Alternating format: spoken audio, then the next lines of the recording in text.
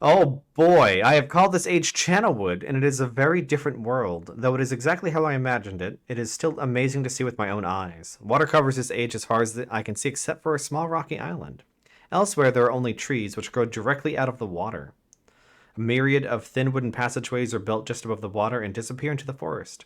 I assume they were built some time ago, for they appear aged. I'm eager to discover more about this land and its people, but I've arrived here late and I must rest. I was awakened this morning by strange noises coming from a pathway adjacent to the one on which I had slept. I saw a group of monkey like people heading in my direction. They had not seen me yet. I did not feel threatened by their presence. The response to me was one would never have expected. They fucking murdered me. After staring at me for a short time, they fell to their knees and began what appeared to be some sort of ceremonial worship. I tried to speak to them, but they did not understand my language. Instead, they indicated through enthusiastic hand motions that I was to follow them. As we walked, I began to notice that the waters below us were changing colors. Slowly, subtly, they would change from deep blue to muddy orange, then from muddy orange to beautifully clear. I was so intrigued by the water, I hardly noticed that we had arrived at a ladder. Climbing the ladder led us to their village, which is about 10 meters above the water and can only be reached by rope ladders that stretch from the lower paths to the village level approximately halfway up the grand trees. It is very interesting watching these people carry out their daily tasks. Even after watching them for hours, I did not understand exactly what they were doing. At sunset, they motioned for me to follow them. I followed the creatures to the doorway of an enormous hut. Strangely, once inside, I found that the hut appeared even larger than it had from the outside. The walls were garnished with bright metals, and in the center of the hut sat the leader of these people. At least he appeared to be their leader, for he sat a meter off the floor in a thick throne. Guards surrounded the strong creature, who was dressed in many exotic, colorful fabrics.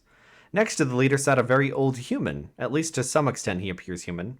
His hair, which was only on his face and head, was completely gray, almost white, and hung very long around his frail body. His thin head hung limply by an almost grotesque neck that could not hold its head up to look at me. But what a surprise, this creature could speak my language. Shortly thereafter, I was given a bed with some hand motions that looked to be telling me to go to sleep. I look forward to learning more. As I suspected, the ancient creature is a human, but he is old beyond beyond his own reckoning, and seems almost insane. However, the tree dwellers almost revere him as a god. They are treating me now in the same fashion, which makes me feel very uncomfortable. It is almost impossible to understand this old man. His voice is feeble but wild. He has adopted much of the language of the tree dwellers. He himself told me that he had not spoken our own tongue in ages. He attempted to explain to me the history of this place. The following is my best translation of what he has told me. Hey, Limus. Many years. Hey, thanks, Limus, for the resub. Many years ago, the humans and tree dwellers lived together in this place, which was then a vast island. They interacted very little. The humans dwelt on the ground, and the tree dwellers lived high above the humans. Occasionally, the island was disturbed by mysterious rumblings, which happened randomly, some sort of tectonic or volcanic action, I suspect. The sometimes slight, sometimes heavy tremors would only last a short time. Then they would stop, allowing everything to return to normal. One day, things changed. The rumbling began and grew quickly to unprecedented levels. Soon it became apparent that the entire island was sinking slowly into the ocean around them. That's unfortunate. Many of the humans died that day, but not before sacrificing themselves in order to stop the sinking of the island. Humans who lived through this catastrophe moved into the trees where they gradually died out, maybe because they were unequipped for such an environment, but I am not sure. This is the story the old man communicated to me, although many details are very unclear in my mind. I'm especially confused as to how the humans saved the island from completely sinking. Like, how would they sacrifice themselves to stop that? Yeah, New Londa ruins. In fact, I doubt the accuracy of that part of the story. The island must have stopped on its own. Yet, the old man believes in the truth of the story as if he had been there. And the tree dwellers worship him, and apparently all humans, as if crossed out they were heroes or gods. I actually really like that the writer of this made a typo. The old man ended our conversation today with an event which I will never forget. He began gripping my hands tightly, murmuring something about rest and asleep. He then said, "We had expected you to come sooner." These actions filled me with a sort of immediate dread.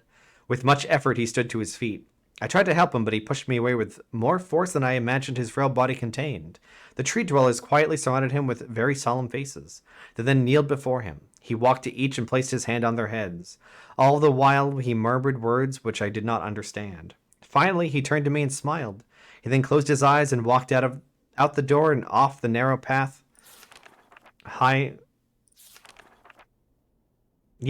Walked out the door and off of the narrow path, high in the trees. The tree dwellers were silent. They began a procession down the nearest rope ladder. As I was descending, I saw several of them pick up the body, he had fallen onto a lower level of the walkway, and carry it away. He was laying down at the dead end of a short pier-like structure. With the use of some potion, one of the tree creatures lit the pier on fire, and I watched as the flames engulfed him. As this strange funeral proceeded, the waters around the pier changed to dull green. This morning, I awoke, finding it hard to even believe the previous evening's events. The water is a dull green for as far as I can see now. For some reason, the water no longer shifts color. As I wander throughout the pathways, the creatures watch me, curious to see what I will do next. They're constantly offering me strange objects of affection. I even found food outside the doorway to the room in which I had slept. This is a unique race of beings. Oh my god. I hope to learn their language soon so that I may learn more from them. I just want to... Okay. We're getting there. We're getting there. I've lived on... some new colored text. I lived on this world for 3 months off and on, and the tree dwellers have shown great hospitality. I'm even beginning to learn bits of their language. I've decided to return home for an extended stay with my loving wife and my sons, and hopefully return with them. However, I am sure Catherine will once again refuse. I think this age would be a wonderful experience for them all, and I at least look forward to how Cirrus and Achenar will react to its curious inhabitants. Interesting. So this is a different person? I think this is a different person. So there's Achenar, who's trapped in a book, someone named Cirrus, and then this person. I don't think we got a name, right?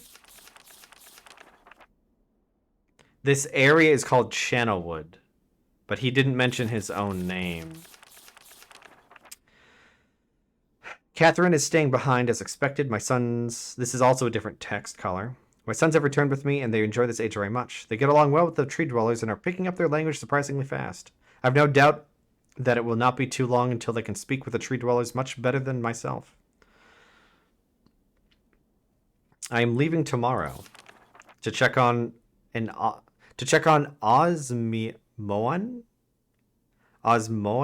age. Osmoian. Cirrus has suggested that I allow him and his brother to stay. Though the idea unsettles me, I know the boys are growing up rapidly. The hospitality of these creatures is such that I could think of no better place to leave them alone for a short while, so I will consent to their request. I warned the boys not to take advantage of the respect the tree dwellers have for their ideas. They seem to understand my warning, and I have faith they will follow it. DS is like, nah, fuck that. Much to my dismay, upon arriving in Everdunes, I have learned that Pran and her people are continuing to be menaced by the Choctic. I fear for their survival and plan on returning to her shortly after checking on Cirrus and Achenar here. See Everdune's journal for more information. After watching Cirrus and Achenar, I see they are handling things very well, and I think I can put to rest any fears about leaving them in Channelwood again. So Channelwood is safe. Everdunes is having trouble. And there's Osmoian. Osmoian? That's... Oh, there's a page missing.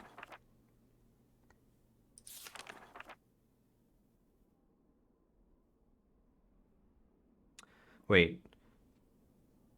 That's a comma. Then Channelwood again, and for a little longer time. Why did the text color change up there? The tree dwellers seem slightly distressed that I'm leaving, but are happy that Cirrus and Achenar are staying behind again. I've been gone for over 3 days and have been to many different places. I had to tell Cirrus and Achenar about Pran's death. Oh shit, Pran died. They were visibly shaken, although they only remembered her from their childhood.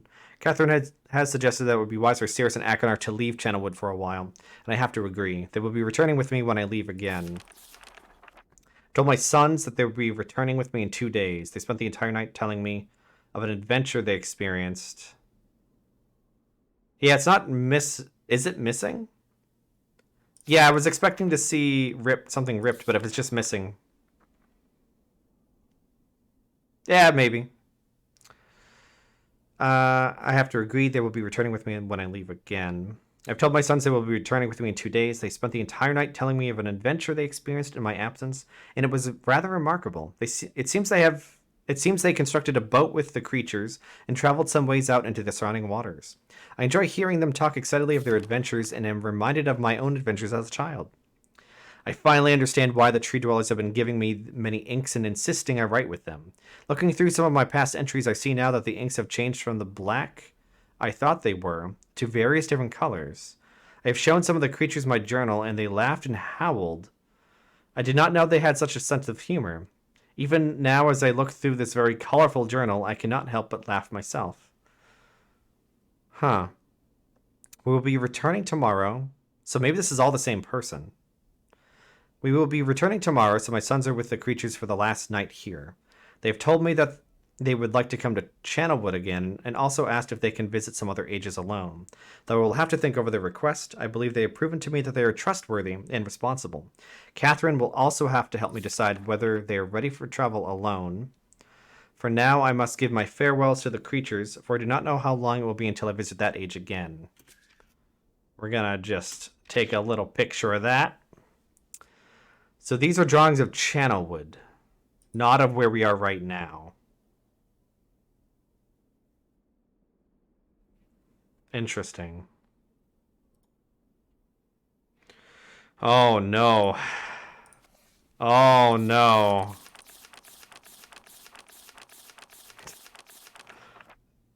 Okay, so there's some puzzle hints in this one. Oh, there's a lot of reading here, isn't there? Oh no.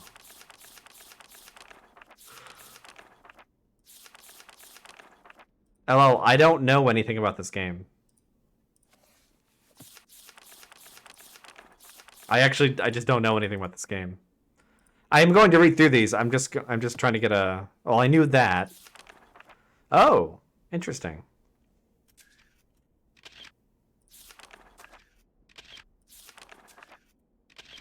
I'm glad we have our handy-dandy camera.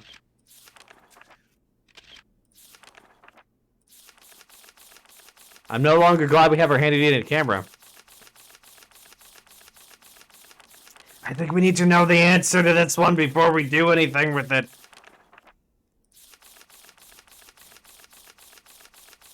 Oh, wow, yeah.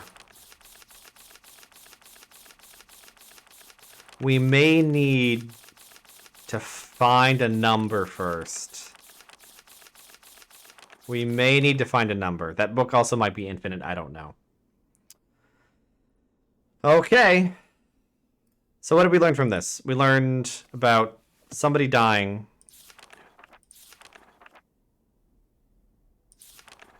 Who died?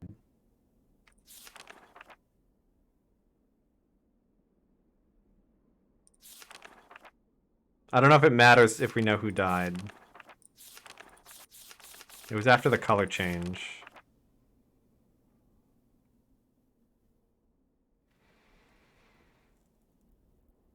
It started with a P. Pran's dead.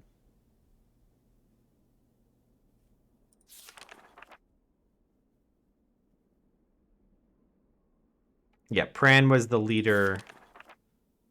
Pran and her people are in the Everdunes. Okay. I don't know if that matters. All right, on to the next one.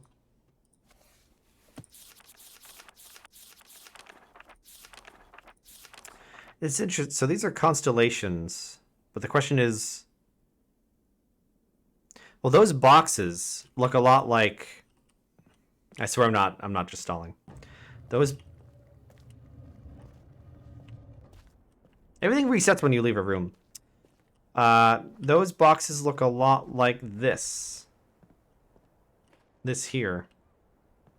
I'm wondering if you solve a thing, that box will light up with the constellation, and then you have to map it onto the right symbol, and then you put the symbol over here.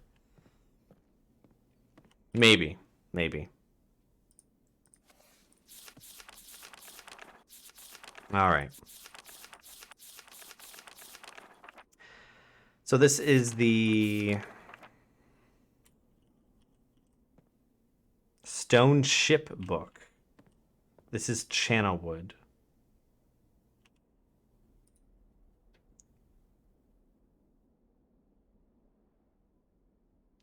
The something of Myst. I want to be able to like crouch zoom in, but I can't.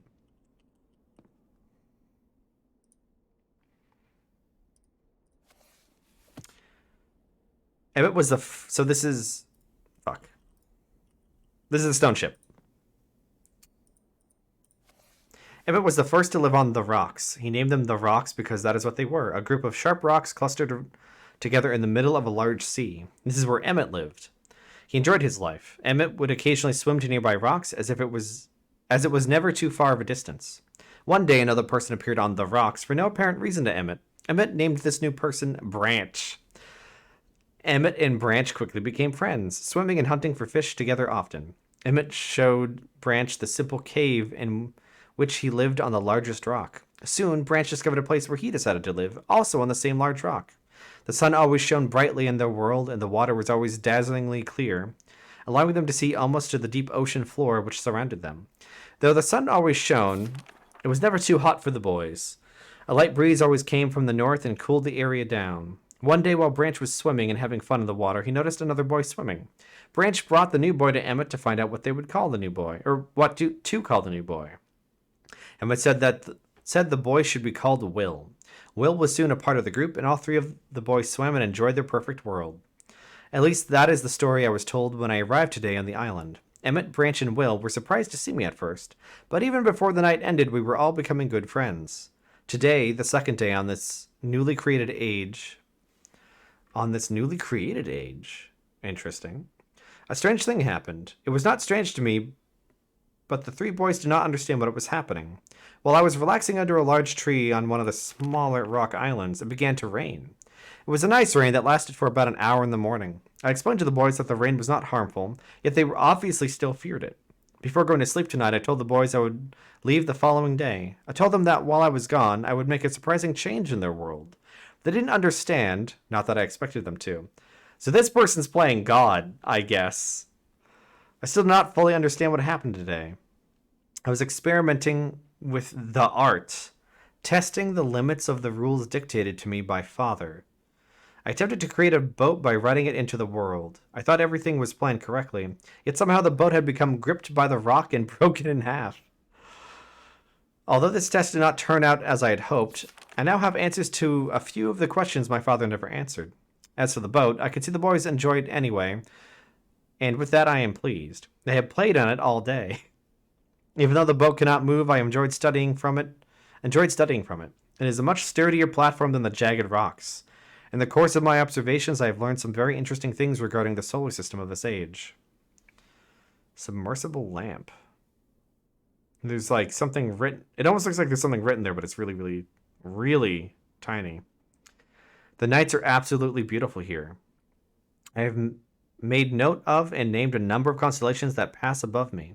Also during the night, I catch glimmers of light from the horizon which I have not been able to discover if it is created by some natural phenomenon or by additional people on far-off islands or rocks. I should very much like to discover which. I rather suspect that it is additional people, which would explain the appearance of Branch and Will. The rain today was slightly heavier than usual. Just when the boys were getting used to the light rains, a small storm arrived. They were frightened of the heavier rain, not to mention the thunder and lightning. If rain has never fallen here until recently, as the boys tell me, I would like to discover why it is falling now. Regardless, I have decided to return home for a short while. Wonder if it's the gods' interaction. I've also been thinking of some plans for a lighthouse that I hope to construct soon. I think that perhaps by shining a bright light toward the horizon might prove my suspicions regarding additional inhabitants. They would be curious about the light and travel to discover its source, if they have the means. Oh. We're here? Is that... What's the top of this place look like? No. That might be a lighthouse. Not really sure what that is. I don't think I've really looked up here. Also, this looks kind of familiar too.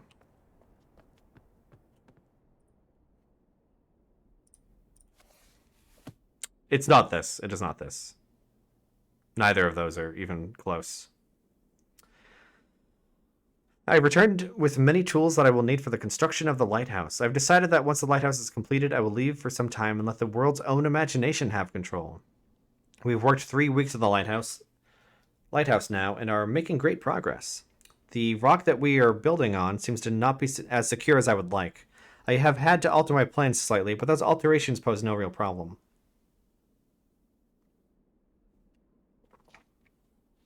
The boys are quite strong and have been helping me immensely. I estimate construction will be done within 2 days. The lighthouse is finished and we are all proud of our creation. The boys are amazed at the structure wrought from rock with their own hands. That evening we powered up the generator, much to the boys' dread at first, and shined a great light to the horizon for many hours. I stayed the night on top of the lighthouse, and in the morning awoke to observe the sunrise without my being coated with the chilly blanket of ocean dew I had become accustomed to. It was Will who first saw the girl. She was swimming not far from the boat, where Will was getting ready to hunt for fish. Then Will noticed a man not far away from the girl. Emmett was very pleased to meet additional neighbors. I feel pleased to leave this age. I've set in motion events that have nothing to do with writing or the art, that will have a more profound impact on this world than I could ever have written. I think...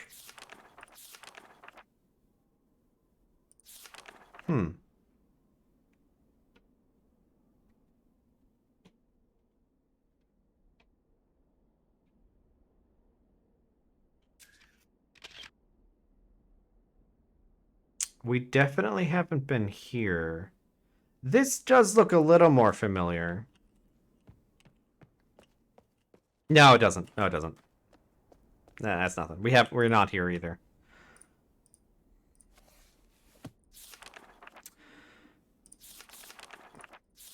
I think of it this age as a gift to myself that I will wrap up and open someday in the future, only to discover that it has changed so much that it is indeed a surprise. Besides, I have yet another new age that awaits me. It seems I'm going to need some way to travel underwater in this new age, and so much planning is in order. So yeah, whoever this is creating worlds with sentience and just being like, I'm gonna fuck with it and walk away and come back and what's gonna happen?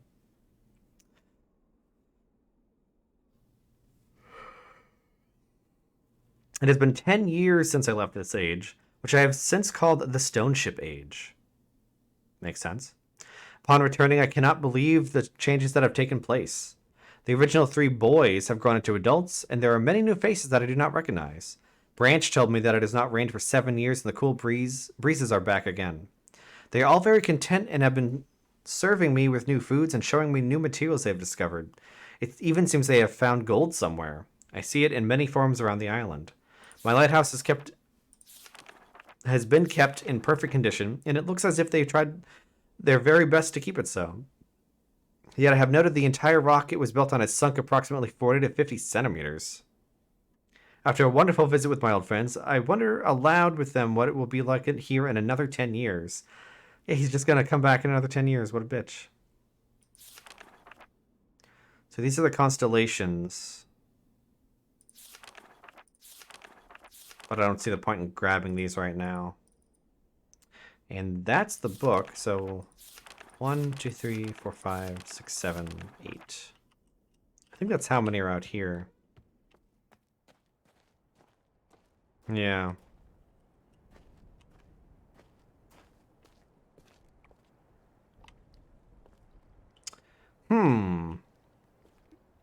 Could this be a way to the stone ship? Is the stone ship sunk? Because in that book, it mentioned that it had gotten slightly lower. So I wonder if this is related. I mean, these are all the constellations, so I assume it must be related. And I got a snoring cat. I got a snoring cat. On to the next. So just checking down here. Okay.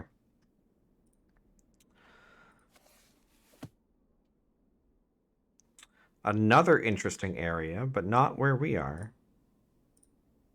Oh, that's the... Whoopsie. So this book is not in very good condition. It's been a while since I have heard only silence, and I enjoy it greatly. Greatly, I think. For some reason, I do not feel altogether welcome in this new world in which I have arrived. But how could I be unwelcome in an age with no inhabitants? It is, of course, only in my head. This world is very beautiful, but I think I have yet to ever write in a journal that an age I have linked to is hard or disgusting. From the grassy hill where I am standing, I can see green fields below along with a few scattered forests. A rather large lake looms in some distance from where I am standing, yet the water's blue can be seen plainly from here. The air is fresh and the sky is sparkled with white clouds. It is absolutely breathtaking, and yet, that strange feeling again. Perhaps it is the hot breeze that continues to blow from the north. Hotter than I would have imagined. It almost singes my skin, and I feel quite uncomfortable when it comes. I will try to ignore it. Night has almost arrived, and the sunset is spectacular. Oranges and reds have settled above the western horizon. Though night has come, the horizon still glows red long past the sunset. Dark reds flow from the horizon and blend into the black sky. Again the feeling, and I am beginning to believe it is not all in my mind. I must sleep now. I will need my strength to explore more tomorrow.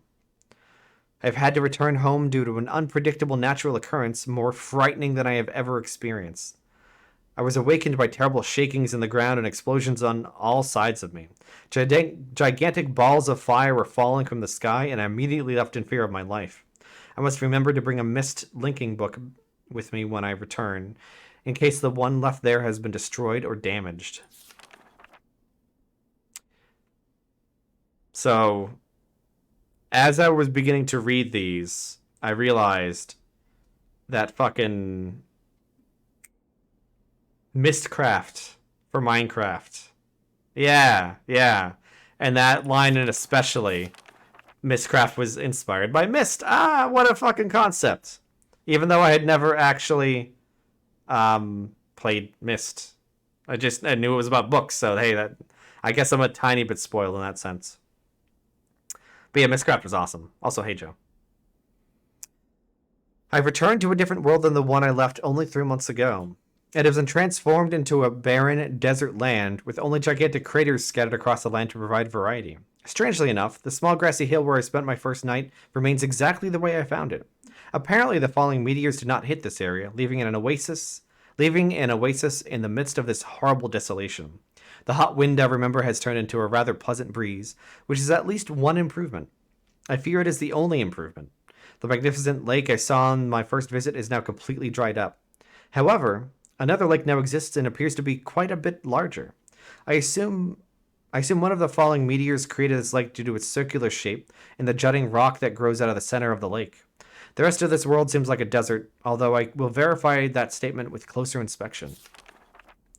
Though this world has little visual excitement to offer, it offers much to the ears. Sounds constantly flow through my ears, and I have found where a few of them originate. It seems, as Catherine says, I do find beauty in everything. Last night I was awakened by a horrible hissing. I was sweating, and the heat was so intense that I immediately dipped my head in a nearby stream to cool it down. The hot breezes had returned, along with a low roar from the ground. I walked a short distance to observe some red flames shooting up from the earth. Suddenly the ground began to crack and a huge chasm opened. The chasm continued to grow until it was far too wide to cross. Then the tumult subsided, leaving only a dull roar. I have decided, however, I can use the chasm to my advantage. Perhaps the heat from the chasm can be harnessed. Ooh. Oh, he's making a little machine. Even as the chasm has ripped into the surface of this world that has opened up a whole new world to explore.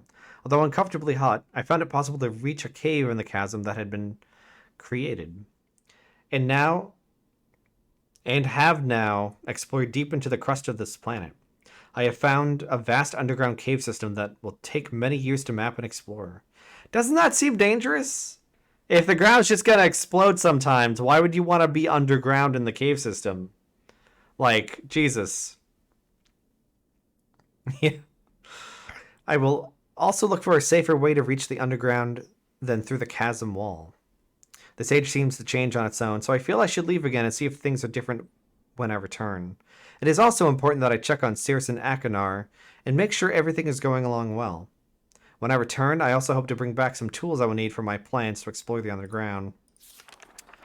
The abundance of raw materials here is beginning to amaze me. I've returned with some of the complex tools that I knew I would be needing. I assumed I would have to return for more basic materials, however. It seems as though I... Excuse me. It seems as though I will be able to find everything I need here. Of course, iron is abundant, but I've also found titanium occurring naturally. I am all the more excited to begin work. Everything is set, and I look forward to tomorrow. My raw materials are all here. I think I will be able to have most of my additions to this age completed within 1 year. I so love working with my hands, whether writing or building. I began today on the bridge, and although...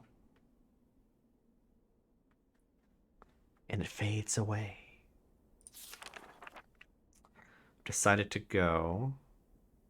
2 meters is not enough support for the beams. Amazingly strong. Oh, he's building the rocket. Hatch, viewing dome, intake, stabilizer. Prized inventions, imagined, doubt. Could possibly work with 14 instead of 8. Could possibly work with 14 instead of 8. Completely fatigued, I am so happy to have completed. I am leaving today in order to bring back Cirrus and Achenar. I have left them alone in Channelwood. I believe they will enjoy all there is to see here. The age seems to have stabilized. I believe the meteor set off a period of volcanic activity by piercing into the shallow crust, but the tremors have become few. I have just noticed that a large amount of this journal has curiously vanished from the very pages on which I wrote over the last 18 months. Fortunately, I have copied many, of my construction notes in another journal. I do not understand the many mysteries of this world, but I trust I will discover logical answers to my questions. I have a feeling that many of my questions can be answered in another age to which I hope to travel soon. But for now, I must simply accept this world's mysteries and take my pride in my accomplishments. That is just a puzzle answer right there. It's just a puzzle answer. And fuck it. There's a lot of lore being dumped right fucking now. But if LL's correct, there's a lot of other things to be reading. So we're gonna get rid of these extra ones that we simply do not need. Gonna keep our birds. Gonna keep our first 2 shots. The rest of this does seem pretty useful. I really like this addition to the game. They're very clever.